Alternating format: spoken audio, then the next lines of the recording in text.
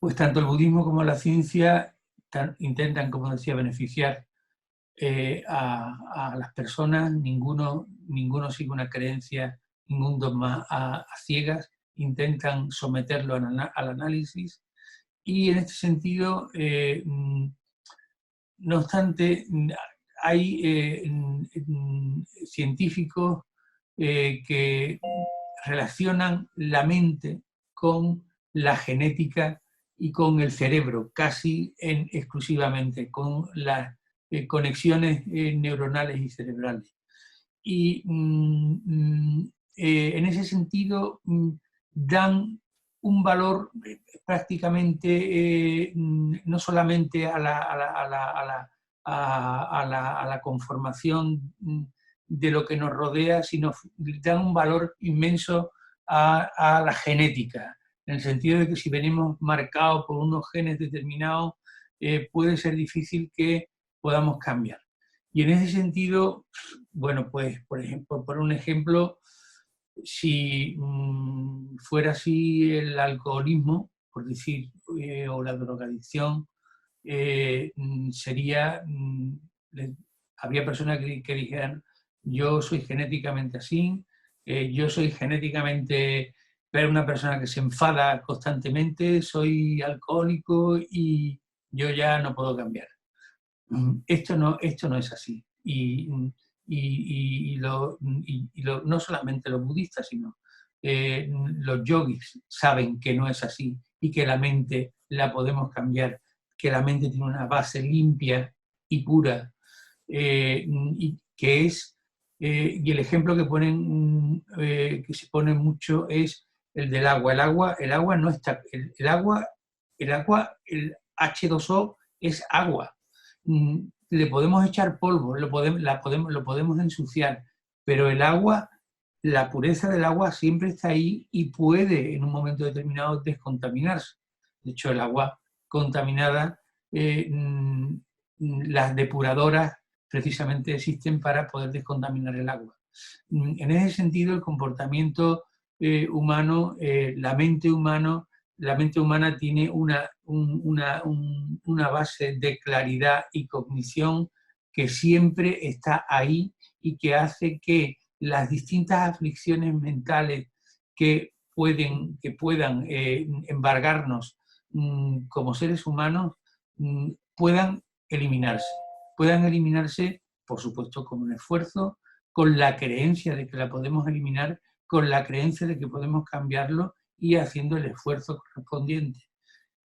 A veces siguiendo las pautas de un doctor, de un psicólogo o siguiendo las pautas que nos marcan los grandes sabios yogis que nos dan determinadas técnicas que permiten, que son antídotos contra las aflicciones, y en ese sentido es en el que decíamos que podemos modificar nuestra mente. Y la ciencia coincide también con eso, en que los comportamientos y la plasticidad, la neuroplasticidad del cerebro hace que sea posible el aplicar remedios multifacéticos, con muchísimas causas con distintos enfoques que nos permiten modificar esa pauta de comportamiento. Y para ello, una de las cuestiones que se estudian dentro del budismo fundamentalmente es la naturaleza de la mente, que es lo que el módulo se llama La mente y su potencial, y la naturaleza de la mente. ¿Cuál es? ¿Cuál es la naturaleza real de la mente desde el punto de vista budista? La mente, desde el punto de vista budista, desde el punto de vista de Buda Shakyamuni, es claridad y cognición. Son dos elementos esenciales, claridad y cognición.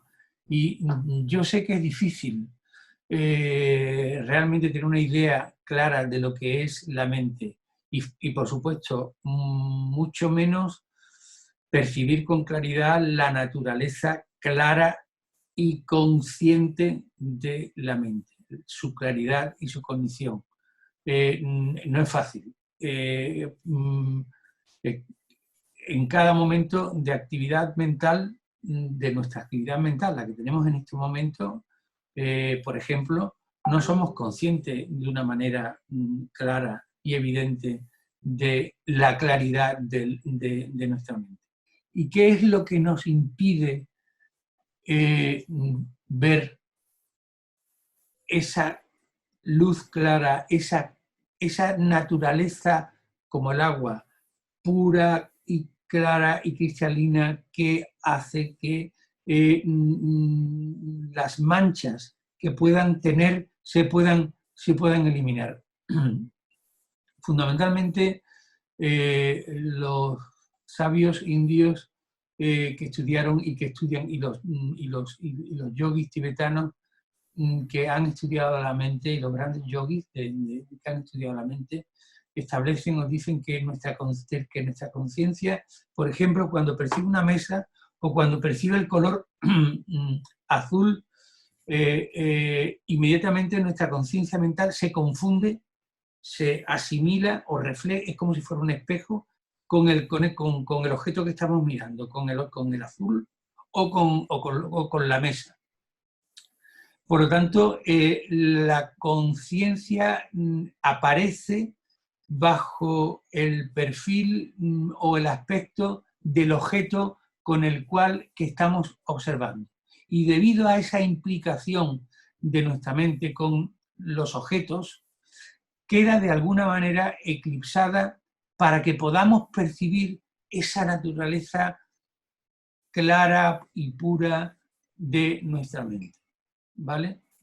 La mente suele estar invadida, lo sabemos, casi todos nosotros, suele estar invadida por una cantidad, invadida y a veces enturbiada por una cantidad inmensa de pensamientos a veces constructivos, pensamientos a veces muy destructivos, que tienen que ver con los objetos externos que observamos y con las personas con las que estamos, con las que nos relacionamos o con las que observamos.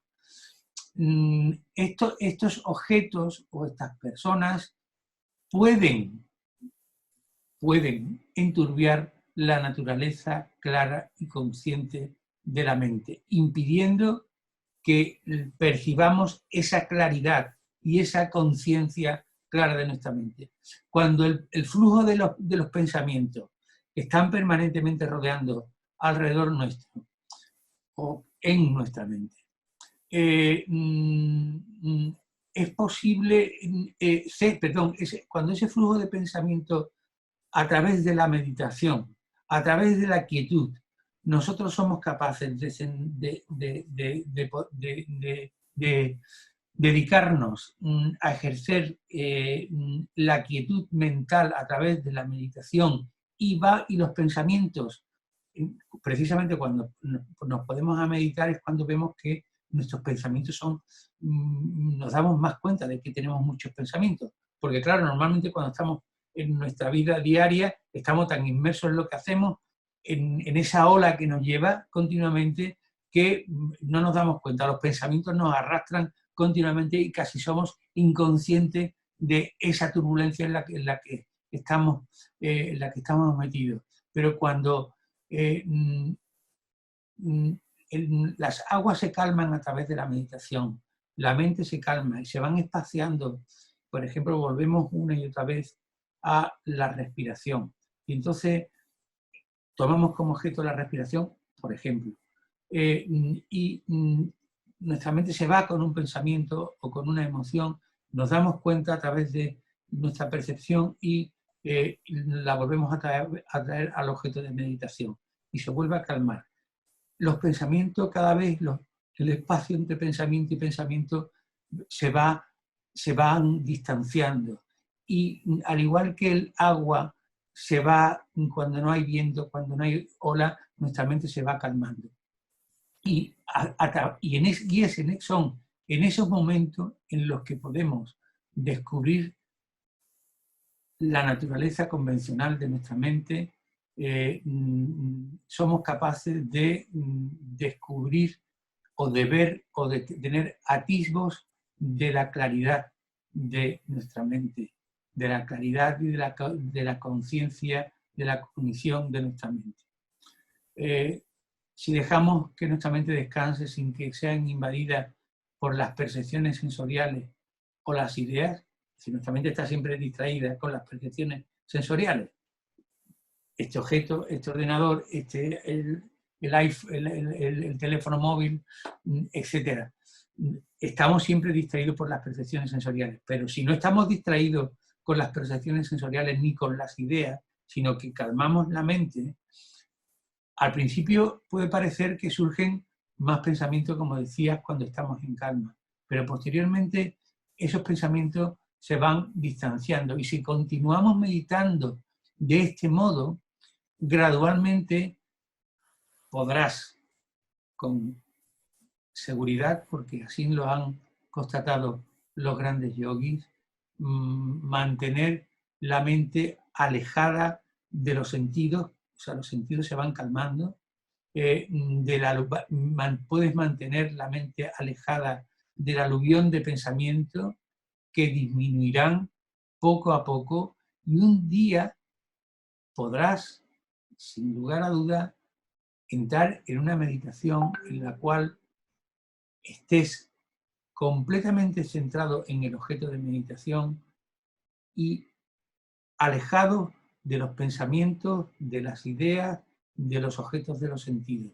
Incluso los grandes yogis, cuando aplican la concentración unipuntual, puede haber ruido a su alrededor, pero no los escuchan. Están absolutamente concentrados en su objeto de meditación. Y hace que haya un espacio entre la mente y esos objetos que están fuera. Esta es la vacuidad, esa vacuidad, aparece como un vacío. Y a ese vacío se le llama vacuidad. Pero esa vacuidad no es la naturaleza última de la mente. Todavía no hemos llegado, no hemos alcanzado esa naturaleza última de la mente en donde somos capaces de ver la realidad tal como es. Estamos todavía en el plano de la naturaleza convencional, pero con un grado de concentración que nos permite tener el atisbo de la claridad, de dónde está, de cuál es la claridad de nuestra mente. Y eso no tiene nada que ver, y me gusta repetirlo una y otra vez, no tiene nada que ver con dejar la mente en blanco. La gente dice, meditar es dejar la mente en blanco. La mente no se, es que es difícil, yo diría que es imposible. Muchos maestros dicen que es imposible el dejar la mente en blanco, que eso es una meditación errónea. No, la mente tiene que depositarse en un objeto de meditación, sea el que sea. El objeto puede ser la respiración, el objeto puede ser una imagen, puede ser una visualización, o puede ser descansar en la mera contemplación. Esa ya es una meditación muy profunda, pero que la podemos conseguir descansar en la mera contemplación de la naturaleza de nuestra mente. El quedarnos observando como si estuviéramos por encima nuestra y estuviéramos como observando nuestra mente, esa mente inmensamente que no tiene principio ni tiene fin. Una vez que se experimenta ese estado mental vacuo o de vacuidad, que podríamos decir de tranquilidad y de serenidad, deberíamos meditar y permanecer en él el máximo tiempo posible. El máximo tiempo posible sin pasarnos, quiere decir, cada uno en función de los niveles. No, es decir, yo no puedo pasar de estar meditando todos los días, de proponerme, hoy, a partir de hoy voy a meditar 5 minutos cuando me levante por la mañana, lo que me voy a levantar un poquito antes y me voy a ir a mi cojín de meditación o a mi silla de meditación y voy a meditar 5 minutos. Por la tarde, antes de irme a dormir o a una hora determinada, voy a meditar otros 5 minutos. Lo que no puedo hacer es pasar de esos 5 minutos a decir y encontrar, a lo mejor incluso en esos 5 minutos, esa tranquilidad y serenidad de la mente y de ahí decir, voy a quedarme 4 horas meditando, no, porque no vamos a ser capaces, lo que vamos a hacer es agotarnos y además vamos a tener como una cierta aversión a la meditación. La meditación tiene que ser progresiva. Si actualmente meditamos 15 minutos todos los días, meditamos 15 minutos, dentro de un mes o de 2 semanas pasamos a 17, a 18, a 20, a 24 y progresivamente vamos progresando y se va progresando, y ahora lo veremos, en esa tranquilidad y en esa serenidad de la mente, de una mente que todavía es convencional. Hasta que un día tengas una conciencia de la claridad de tu mente, puedas descansar en la claridad de la mente.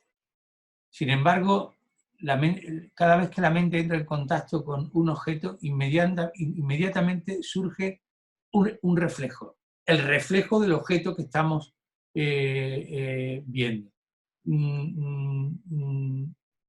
Si la mente, el objeto en el que estamos observando es la sensación en la respiración al entrar y al salir por nuestras fosas nasales o de nuestro vientre como se expande y se contrae con nuestra respiración, nuestra mente refleja eso, igual que cuando vemos la mesa, refleja la mesa.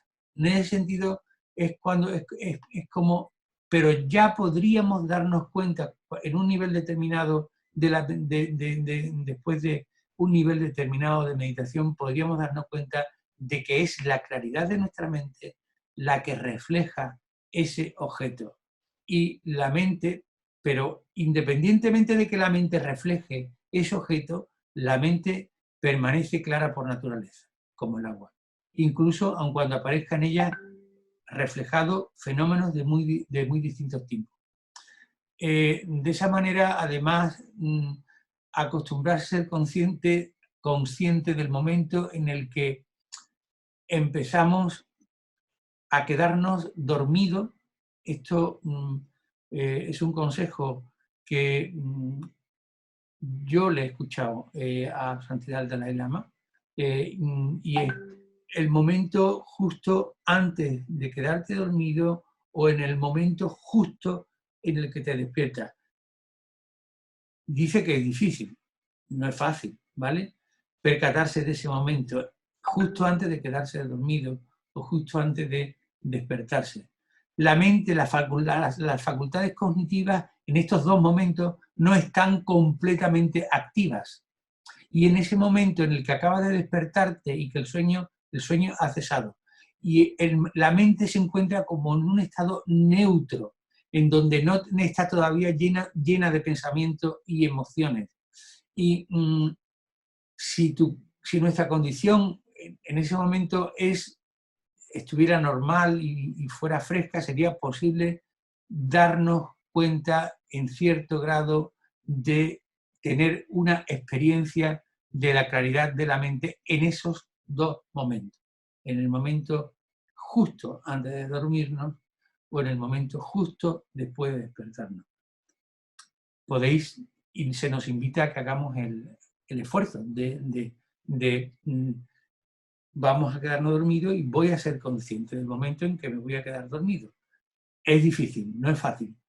¿Se puede conseguir? Sí, se pueden conseguir porque lo manifiestan numerosos meditadores. Por lo tanto, intenta, si llegas a percatarte de ese momento, intenta permanecer en ese estado aunque no sea fácil. Experimenta y observa, simplemente observa qué es lo que sucede, qué es lo que está pasando, qué es lo que pasa en ese momento. Y podría aparecer alguna experiencia de la mente, tal vez incluso una experiencia de un nivel burdo todavía, pero una experiencia de nivel burdo de la luz clara, lo que los grandes yogis llaman la luz clara, aunque sea todavía a un nivel burdo. Tener algún tipo de experiencia de la naturaleza convencional de la mente es muy valioso. Tener esa experiencia de la naturaleza de nuestra mente es muy valioso. Eso lo podemos conseguir. Lo podemos conseguir trabajando con nuestra mente como un científico, observando, es curioso, pero es igual que un científico, observando nuestra mente. La mente se observa en meditación, la mente se observa en esos momentos que os acabo de mencionar, de justo antes de quedarnos dormidos o justo en el momento en que nos despertamos. Pero es la observación, no estamos manipulando nada, estamos simplemente observando, sin manipular. Y esto nos da una idea de cuando decimos o cuando nos hablan los maestros de practicar el Dharma no es otra cosa sino que trabajar con nuestra mente. De esta forma que estamos diciendo, observando la mente. Observando la mente y trabajando con la mente. Y aplicando las técnicas milenarias, que son muchas, que nos han dejado los grandes yogis, los grandes sabios, para que técnicas que además son muy precisas para trabajar con la mente y que podemos coger una, iniciarla, investigarla, coger otra, investigar y ver cómo cada una funciona en nuestra mente. ¿Y cuál es la causa de cada momento? Es algo que se plantea dentro de la filosofía, de la ciencia, del budismo. ¿Cuál es la causa de un momento de nuestra mente? ¿Cuál es la causa del momento? Probablemente los que ya lleváis tiempo lo habréis escuchado en varias ocasiones. ¿De dónde viene este momento de mi mente y a dónde va un momento de mi mente? Podríamos plantearnos, ¿y a dónde va incluso después en el momento de la muerte? ¿Vale? ¿De dónde viene un momento de nuestra mente y a dónde va un momento de nuestra mente? Bien, cada individuo, cada uno de nosotros somos individuos colectivamente interrelacionados, no cabe la menor duda, con millones de causas y condiciones, pero cada uno de nosotros tenemos nuestro propio continuo mental. Y un momento de nuestro continuo mental, un continuo mental sería, lo podríamos definir como una línea, un momento de ese continuo mental lo que lo produce es el momento de mente anterior. Y a ese momento de mente anterior lo produce el momento de mente anterior. Y a ese lo produce el momento de mente anterior. Y es en este sentido en el que la causa sustancial de un momento de la mente, al ser un momento previo de la mente, es un continuo, y aun cuando digamos que tenemos un cuerpo burdo en el sentido de que no es un cuerpo sutil, y tenemos todavía una mente burda, no es una mente sutil, ambos, tanto el cuerpo como la mente, se influyen mutuamente, pero sin embargo no comparten la misma naturaleza. La naturaleza de la mente no es insustancial, no se puede medir, no se puede tocar, no se puede... El cuerpo sí, el cuerpo burdo sí se puede medir y sí se puede tocar. Y digamos que el cuerpo surgió, nuestro cuerpo, el de cada uno de nosotros, todos sabemos que ha surgido ha ido, si vamos para atrás, llega un momento en que fuimos pequeños y estuvimos en el vientre de nuestra madre, y eso fue porque el esperma y el óvulo de nuestro padre y nuestra madre se unieron y dio lugar a una serie de células que fueron creciendo, y ahí, digamos, el budismo dice que entró una mente. Pero la célula, el esperma de nuestro padre y el óvulo de nuestra madre, era algo físico, fue algo físico en ese momento. y digamos que pertenecían a las células de nuestras padres y a las células de nuestras madres, y a su vez la de ellos a la de nuestros abuelos y a la de nuestros tatarabuelos, y podríamos hacer un continuo, y bueno, ya veis que hay gente que se dedican a hacer árboles genealógicos que se remontan, que se podrían remontar hasta el momento en que el hombre tuvo capacidad de escribir su historia. En cuanto a la genética, en cuanto a la sustancia, a la materia, me refiero. La mente, como es totalmente distinta y tiene un instante, el momento de mente actual la causa es el momento del instante de mente anterior, evidentemente, yo lo digo para mí es evidente, pero no tiene por qué ser evidente para todo el mundo. Aplicando este principio, la causa sustancial de nuestra mente, si fue un instante de mente anterior o otro instante de mente anterior, ¿cuál fue su principio? El budismo dice que no tiene principio, que la mente no tiene principio, porque para que tuviera principio tendría que haber surgido de algo que no fuera cambiante, que fuera algo permanente, porque todo lo que es cambiante tiene una causa anterior. Todo lo que cambia tiene una causa anterior. Solamente lo que no cambia, lo que es permanente, no tiene por qué tener una causa anterior. ¿Por qué? Pues la propia palabra lo dice, es permanente. Pero nuestra mente es cambiante, momento a momento, instante a instante. Por lo tanto, es difícil. Y esto es algo en lo que tenemos que indagar y reflexionar. Es difícil pensar que había una causa permanente de nuestra mente. Es muy difícil. Nosotros los budistas decimos que no existe, que la mente es impermanente y que no tiene principio. El principio del universo, se dice que fue el Big Bang. Se dice que fue el Big Bang. Ese Big Bang pudo tener otro Big Bang anterior y otro Big Bang anterior. Pero estamos hablando del universo físico, ¿vale? Estamos hablando de las rocas, el agua, el fuego. Hubo un Big Bang en el cual de ahí se fue expandiéndose y nuestra Tierra, el globo terráqueo en el que vivimos, se formó en un momento determinado.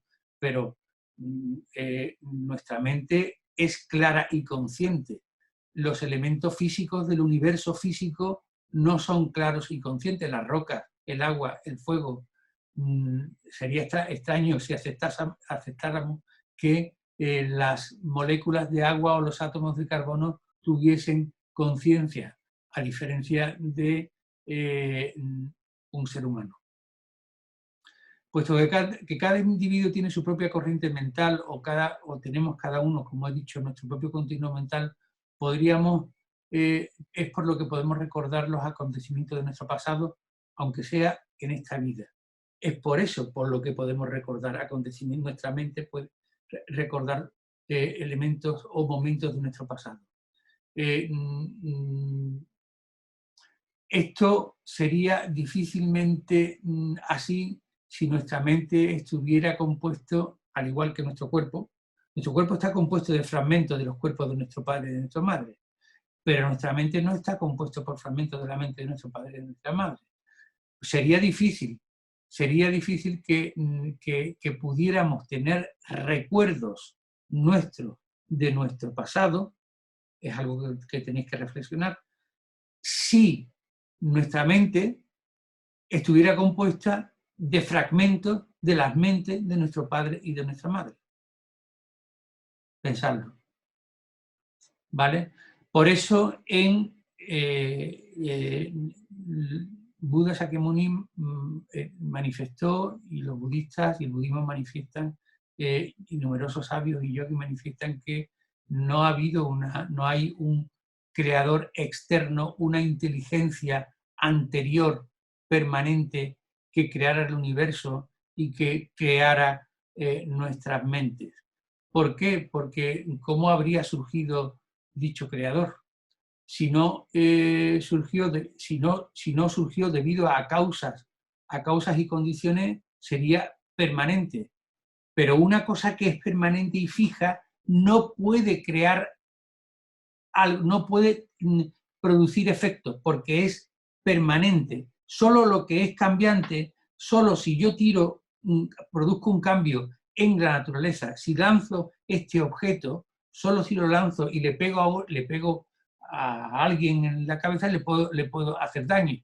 Pero es porque es cambiante, porque yo soy cambiante, porque mi cuerpo es cambiante y porque mi mente es cambiante. Si yo no fuera cambiante y fuera permanente, yo no sería imposible que produjese ningún tipo de causa que produjese un efecto, una acción que produjese un efecto.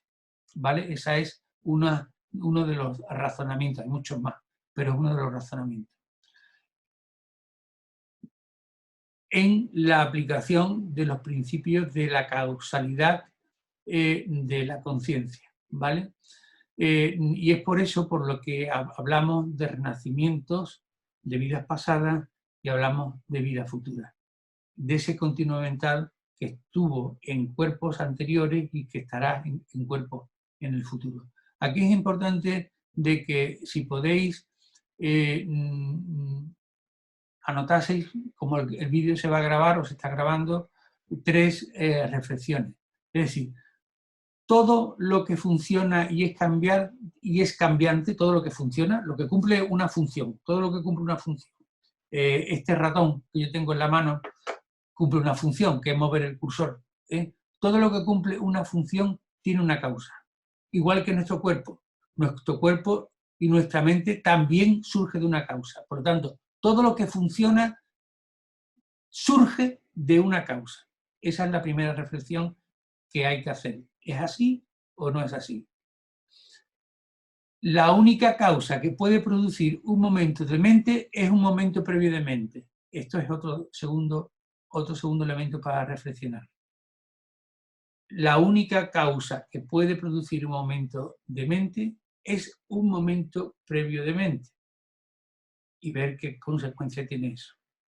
Y la mente que se unió en su momento con el óvulo fertilizado para crear un ser vivo, en este caso mi cuerpo o el cuerpo de cada uno de nosotros, de nosotras, debe haber sido la causa, la mente que se unió a ese óvulo, si lo expreso bien, la mente que se une al óvulo fertilizado de un ser vivo debió ser la mente de un ser vivo que había vivido antes y que había fallecido recientemente antes de que surgiera el nuevo ser vivo, ¿vale? Si seguimos la línea causal de que la mente, el momento de mente, el instante de mente actual es un instante de mente anterior y llegamos a la conclusión de que la mente no es lo mismo que la materia física, que los átomos, que el carbono que compone los átomos de nuestro cuerpo. Los seres humanos han discutido durante muchísimo tiempo el principio. ¿Qué hora es? Sí, estamos en tiempo. Los seres humanos hemos discutido durante muchísimo tiempo el principio del universo y el principio de la mente en particular. Desde la perspectiva budista, como digo, la conclusión es que no hay un principio para ninguno de los dos, porque todas las cosas que funcionan surgen de una causa. Y tanto nuestro cuerpo tiene una causa, que fueron nuestros padres fueron nuestros abuelos, los abuelos, los tatarabuelos, y igual que nuestra mente, que es distinta de nuestro cuerpo, tuvo una causa. Por lo tanto, desde la perspectiva budista, no hay principio para ninguna de las dos, ni de la materia cambiante que tiene funcionalidad, ni de la mente. Esas causas surgen a su vez de otras causas y así sucesivamente de manera indefinida. Proponer un primer momento de conciencia es, si lo pensamos desde un punto de vista lógico, aplicando la lógica, es difícil que se sostenga. Proponer un primer momento de conciencia. Si hubiera un primer momento de conciencia, surgiría de algo sin causa o surgiría de causas discordantes y ninguno de estos supuestos es posible. Bien, siguiendo con la mente y su potencial, damos un pasito más. ¿Es posible que el potencial de nuestra mente se libere definitivamente, por completo, del sufrimiento? ¿Es posible que nuestra mente, con su potencial, no solamente se libere del sufrimiento, sino que alcance una genuina y auténtica y permanente felicidad, con amor generoso inmenso, con amor compasivo inmenso por los demás? Es decir, es posible que nuestra mente alcance la liberación, se libere del sufrimiento, alcance la felicidad genuina y completa, alcance un estado de amor generoso, de amor y compasión por los demás, de forma permanente, sin que quede ningún rastro de aflicciones, ni ningún rastro. ¿Es posible? Y si es así, si es así, ¿cómo se logra? Ese es el potencial de nuestra mente. Nuestro potencial es inmenso, es muy grande, y el potencial que tiene nuestra mente es el de todas y cada una de nosotras y de nosotros, es el de llegar a ser Budas. Que es ser un Buda, es un ser despierto, es llegar a ser seres omniscientes, con una sabiduría inmensa, con una compasión y un poder y unos medios hábiles, increíbles, para ser de mayor beneficio, no solamente para nosotros, sino para todos los demás. Eso, como hemos dicho, es la cualidad natural de nuestra mente según el pensamiento budista. Es la capacidad de ser consciente, de conocer, de ser consciente y de conocer objetos, de conocer objetos. Esa cualidad de ser consciente y de conocer objetos, eso siempre está presente con nosotros. Está presente, estuvo todos los que estamos reunidos en este momento en esta habitación virtual. Siempre ha estado con nosotros desde que tenemos este cuerpo, desde que nacimos, hemos tenido la conciencia y el conocimiento, y por eso hemos ido aprendiendo, estudiando y conociendo cada vez más cosas. Sin embargo, esa conciencia, ese ser consciente y esa capacidad de conocer objetos que tenemos innatos con nosotros, tiene una serie de obstrucciones, y es lo que vamos a ver ahora. ¿Cuál es? Ese es el sin embargo. Sí, nuestra mente tiene el potencial de ser Buda, de ser seres omniscientes, de ser seres con una inmensa sabiduría y seres compasivos y con una cantidad con un poder y unos medios hábiles para beneficiar a los demás. Impresionante, pero tenemos una serie de obstrucciones en estos momentos, que es lo que nos impide desarrollar ese potencial. ¿Cuáles son esas obstrucciones? Tenemos que conocerlas para intentar eliminarlas. En primer lugar, si llegamos a conocer las obstrucciones y las formas de eliminarlas, podríamos llegar a conocer por completo hasta lo más sutil de todos los fenómenos, ¿vale? Pero tenemos esas dificultades. La primera obstrucción o dificultad sería una muy sencilla, la materia física. Yo no puedo mirar detrás de la pared que hay allí, o sea, no puedo ver detrás de, ahora mismo hay una pared y no puedo ver. Tendría que dar la vuelta para poder ver lo que hay detrás. Es decir, que la primera obstrucción es física. La segunda obstrucción es, digamos, estamos hablando en este momento, con nuestra mente actual. La distancia, esa sería la segunda, la distancia y el tamaño. Hay objetos que están excesivamente lejos y que no lo podemos ver. es imposible que los veamos con nuestros ojos, o que son infinitamente, son muy pequeños.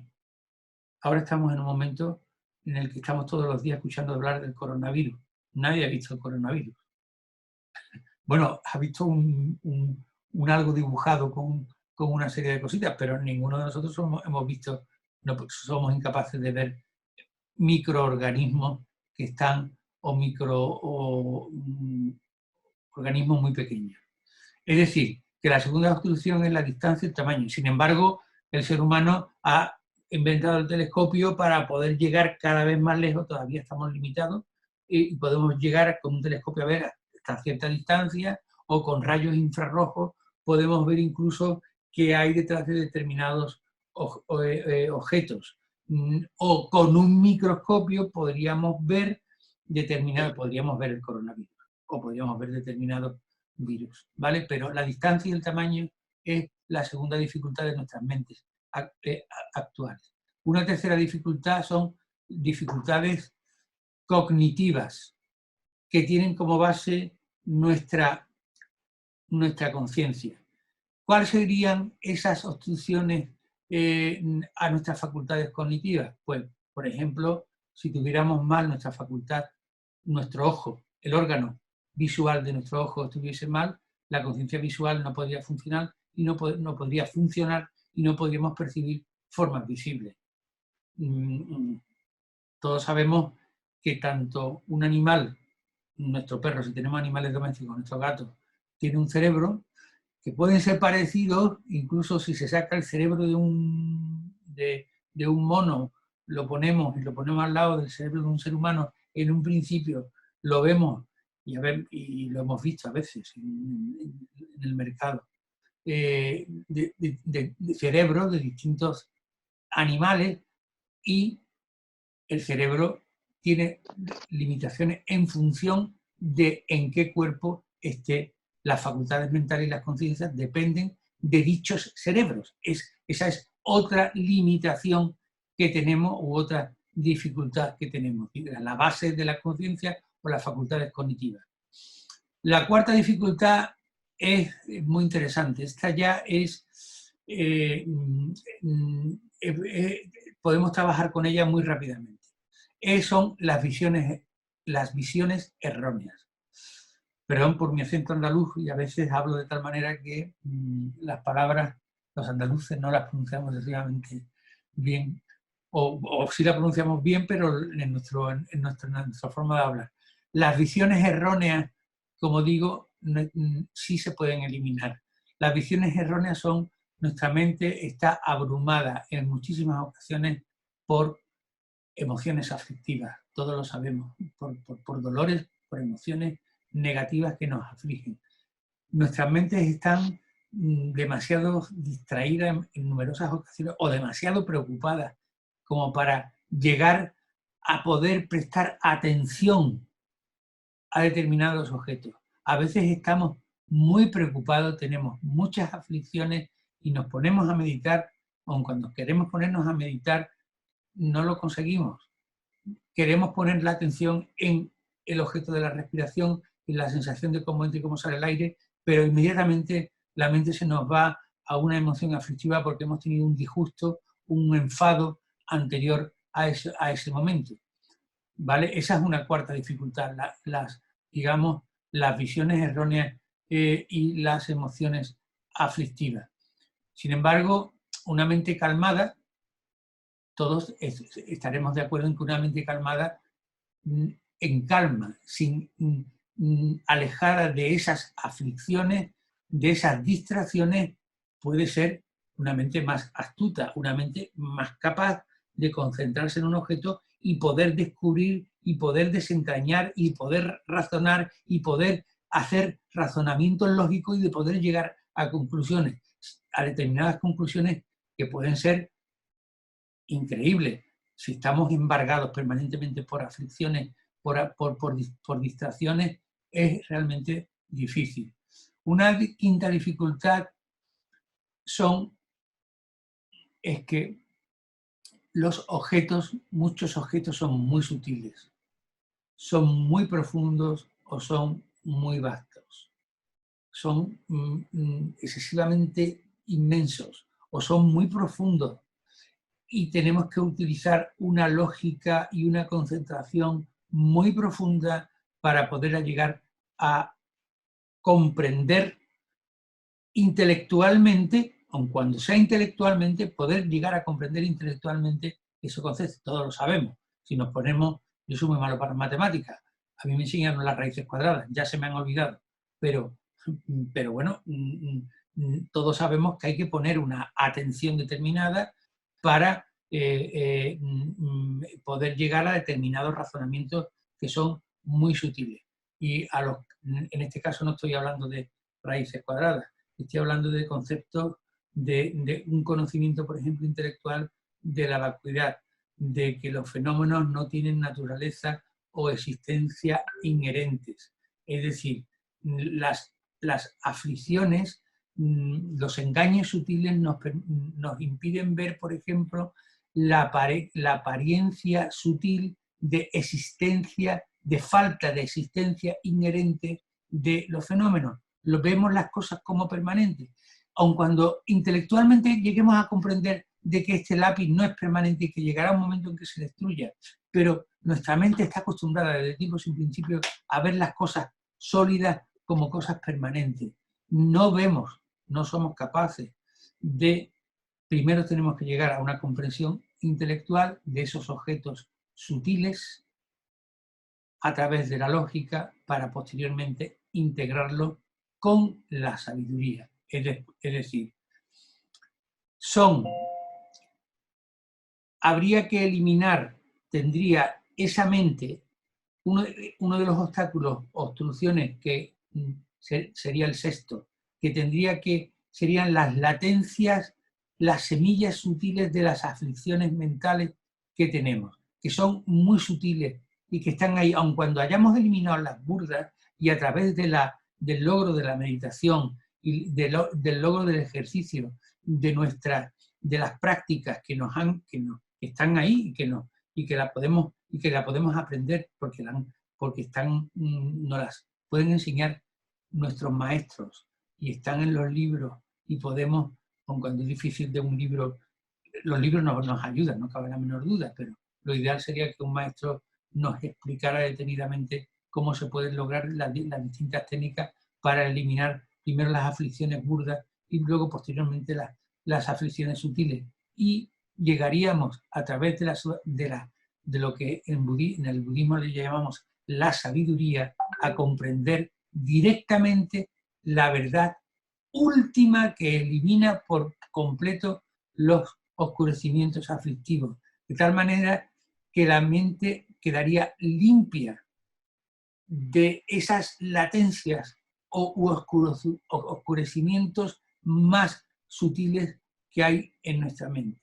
Y sería cuando hayamos eliminado los últimos engaños de nuestra mente, cuando tuviéramos nuestra mente purificada completamente, cuando en ese momento se empezarían a desarrollar progresivamente, por completo, todas las excelentes cualidades de nuestra mente. Ese es el estado que podríamos alcanzar y que le llamamos el estado del despertar, el estado de la budidad, en el cual la capacidad de la mente no tiene límite ninguno. Ninguno. Es difícil de creerlo, ¿verdad? O es difícil de imaginarlo en este momento con nuestra mente. Que podamos llegar a eliminar esas aflicciones más sutiles, primero con las técnicas que nos enseñan y que están a nuestra disposición a través de los ejercicios mentales que se nos proponen y fundamentalmente a través de la meditación, y que pudiéramos llegar a tener esa mente limpia por completo, que ha eliminado todos los obstáculos, todas las obstrucciones, y que tuviéramos una mente con todas las habilidades para poder tener todas las excelentes cualidades que se dicen para vencer a los 4 maras. Dice que el Buda, o sea, que hemos vencido a diferentes maras. Maras son como demonios, pero en este caso no eran demonios. Los demonios son, los 4 maras a los que se está refiriendo son, el primer mara serían los agregados contaminados, tenemos agregados contaminados, no es el momento ahora de explicarlo. Tenemos aflicciones, eso es más fácil de comprender, sería el segundo mara. La muerte, tendríamos que vencerla. Y la cuarta, la distracción hacia los objetos externos. No es que venzamos a la muerte porque no nos vayamos a morir. Evidentemente nos vamos a morir, pero si alcanzáramos ese estado mental, pasaríamos al paranirvana y nuestra mente sería capaz de estar en una posición de tal claridad y tal inmenso poder que podría adoptar el estado que quisiera en cada momento. Ya digo que eso es difícil para nosotros, con nuestro estado mental, de casi concebirlo, pero estamos aquí porque creemos que tenemos ese potencial. Es la primera pregunta que nos tenemos que hacer. Ojo, pero aun cuando alcancemos ese potencial,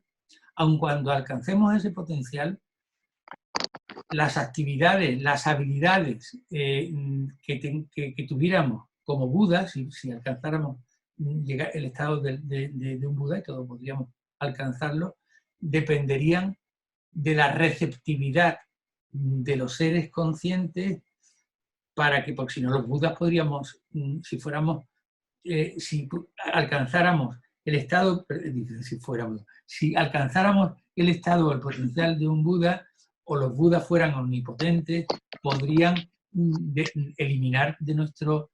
Pero nosotros hemos tenido etapas, yo he tenido etapas en mi vida, y sigo teniendo etapas en mi vida, evidentemente, en la cual no estoy receptivo, no soy receptivo a las enseñanzas, no soy receptivo a practicar, o no tengo la constancia suficiente como para practicar las enseñanzas que me han enseñado mis maestros y que me permitan ir eliminando progresivamente las distintas capas de las aflicciones mentales. Por lo tanto, a modo de conclusión y de revisión, las emociones perturbadoras y las visiones erróneas es lo que denominamos las aflicciones.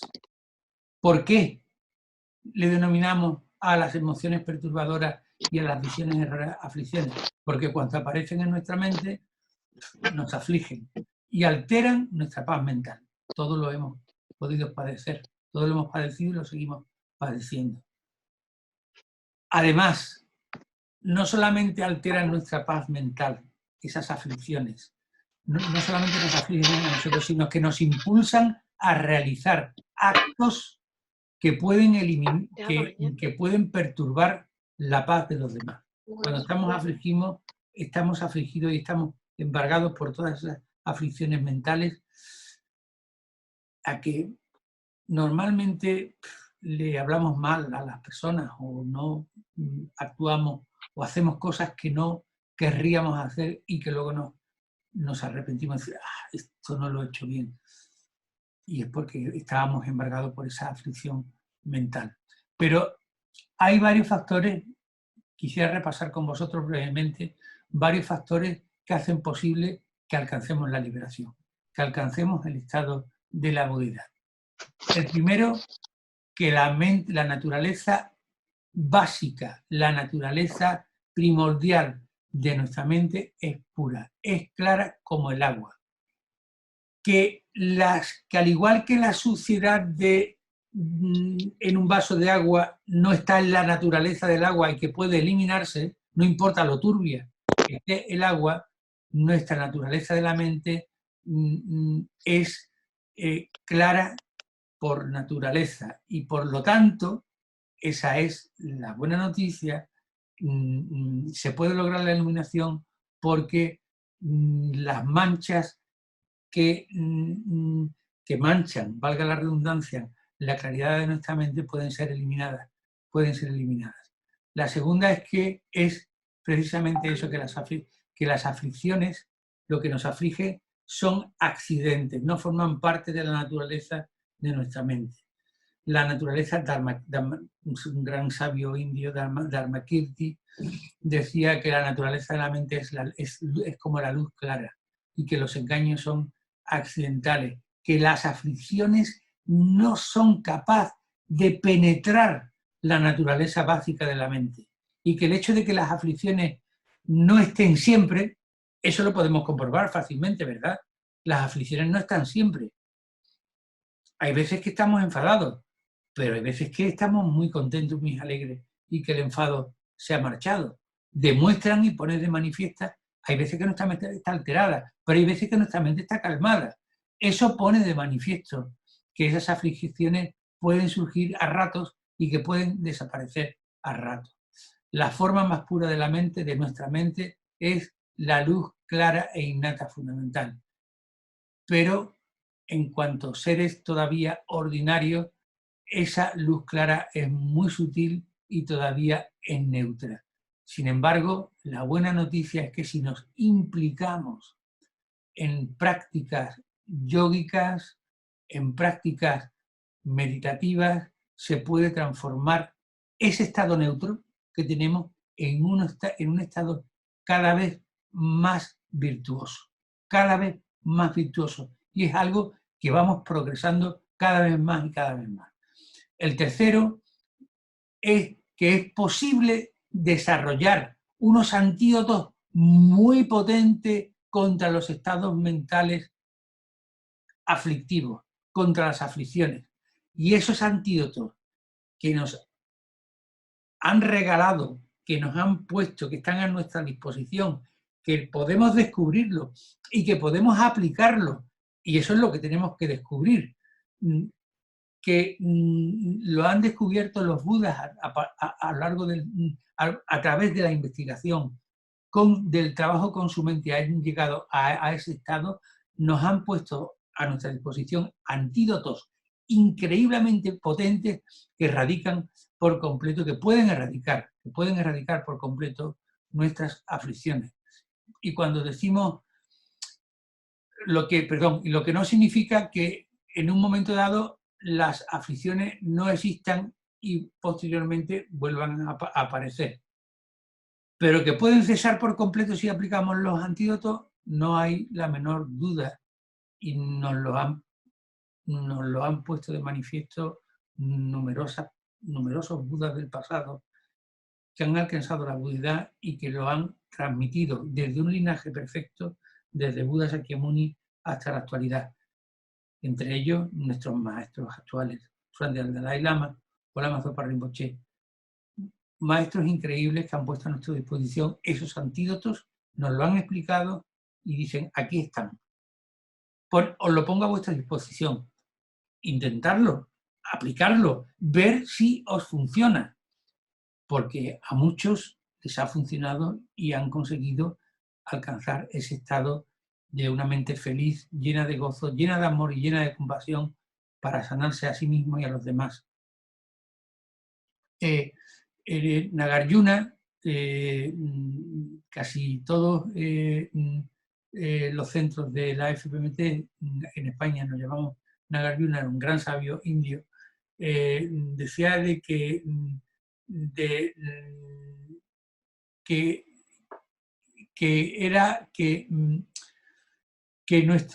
nuestra mente, digamos, es como si fuera ponía el ejemplo como si tuviera un traje ignífugo. Es decir, que un traje ignífugo, sabéis que es un traje ignífugo, el que los bomberos, por ejemplo, se ponen y pueden entrar para que el fuego no le penetre. Los trajes ignífugos pueden estar completamente manchados, pero el fuego, si entra en contacto con el fuego, las manchas desaparecen, el traje continúa y el traje sigue estando ahí, pero las manchas han desaparecido. Por eso ponía como ejemplo el que los antídotos nos permiten limpiar las manchas de nuestra mente. Y aquí la reflexión a realizar, si volvéis a ver luego en vídeo esta reunión que estamos manteniendo entre nosotros, sería, la primera reflexión podría ser reflexionar en la naturaleza básica o verdadera de nuestra mente. Si la naturaleza básica de nuestra mente es realmente pura e inmaculada, como el agua, que es agua, H2O, y aun cuando tenga impurezas, las impurezas se pueden eliminar del agua. Esa sería una primera reflexión. Una segunda reflexión sería: las aflicciones que invaden nuestra mente, que nos producen tantas alteraciones en nuestra vida, ¿son accidentales? ¿Están incrustadas en nuestras mentes? ¿Están tan incrustadas que están incrustadas en la naturaleza de nuestra mente?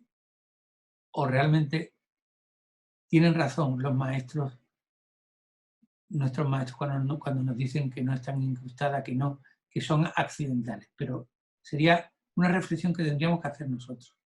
Otra tercera reflexión sería reflexionar en el hecho de que es posible que aprendamos a utilizar los antídotos que nuestros maestros, desde un linaje que viene desde Buda Shakyamuni hasta su santidad Dalai Lama o Lama Zopa Rinpoche, ¿sería posible que desarrolláramos, que cogiéramos esos antídotos, los aplicáramos y que esos antídotos hicieran desaparecer los oscurecimientos y las aflicciones de nuestra mente?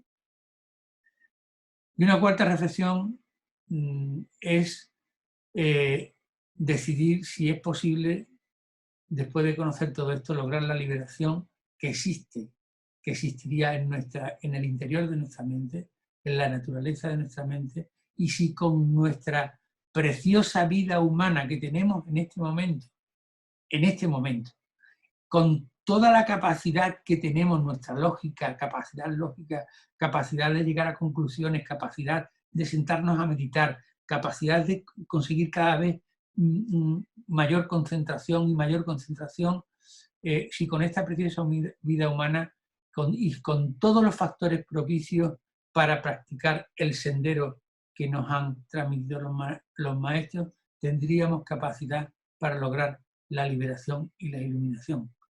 Somos nosotros los que tenemos que llegar a esas conclusiones, porque, como digo, aquí la fe ciega no existe.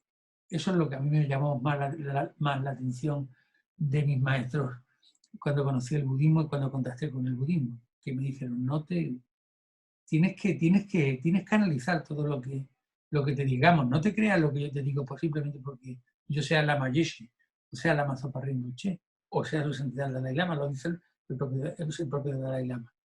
No, analízalo, verlo, y verlo por ti mismo. Es que si no lo vemos por nosotros mismos, los budas nos pueden ayudar, pero nosotros somos los que tenemos que hacer el trabajo de andar el camino. Si no damos un paso detrás de otro, no llegamos hasta el final. Eso es claro, y lo sabemos. Por lo tanto, las excelentes cualidades son las 7:10, terminamos en 5 minutos. Las excelentes cualidades se pueden desarrollar ilimitadamente.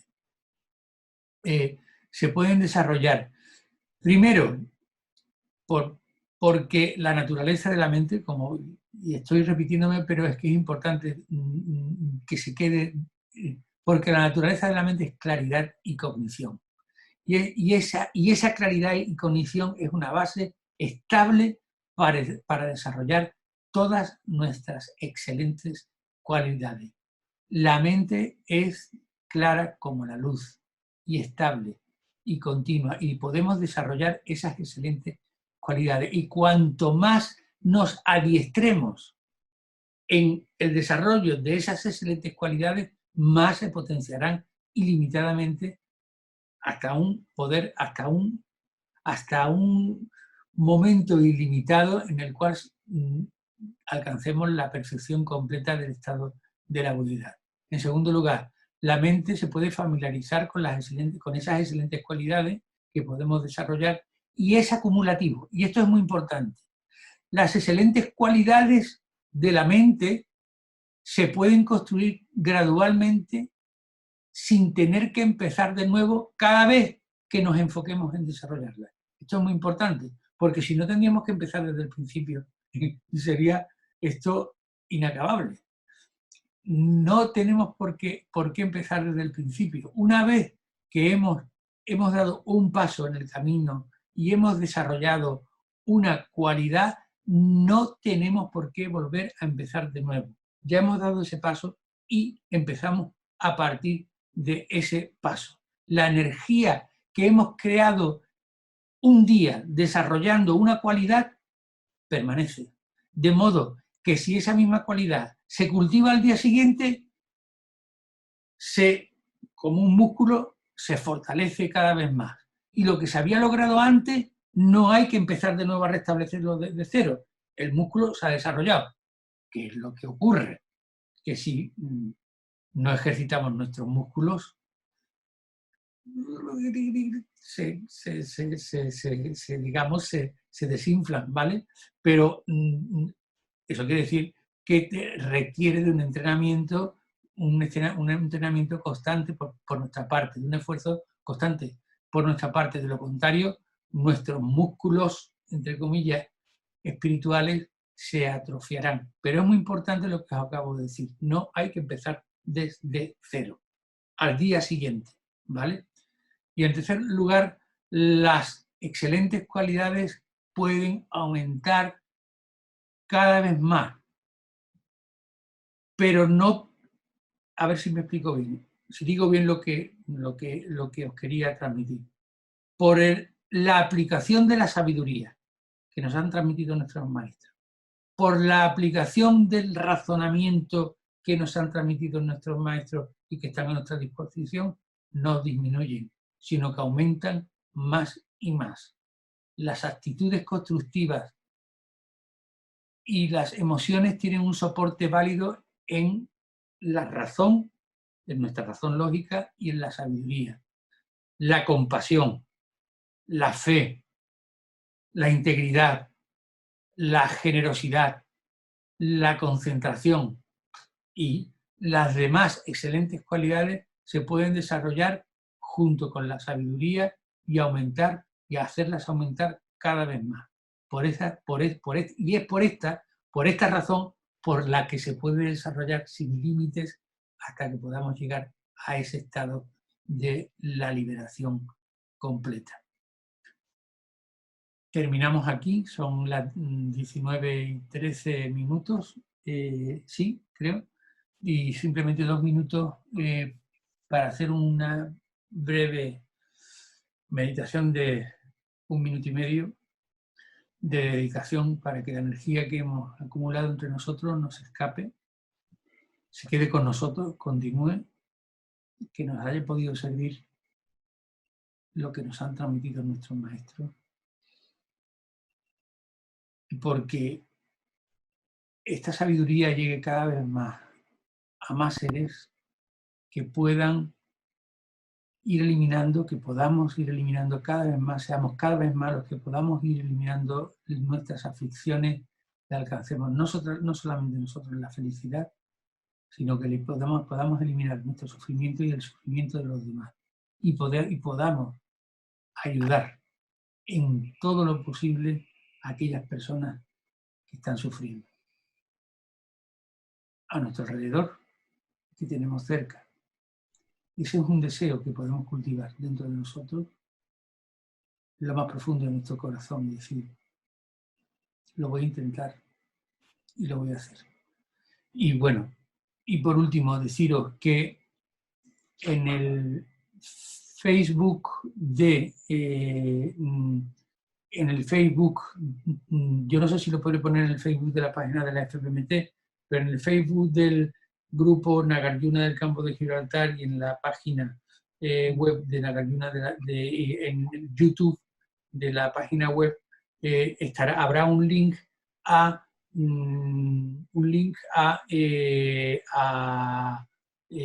ver cómo se llama esto.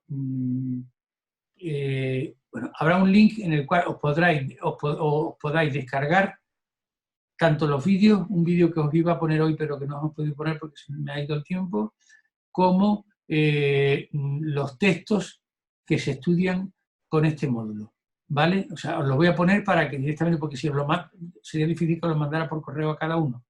Los pongo en ese link, estará en la nube, le dais y os lo descargáis.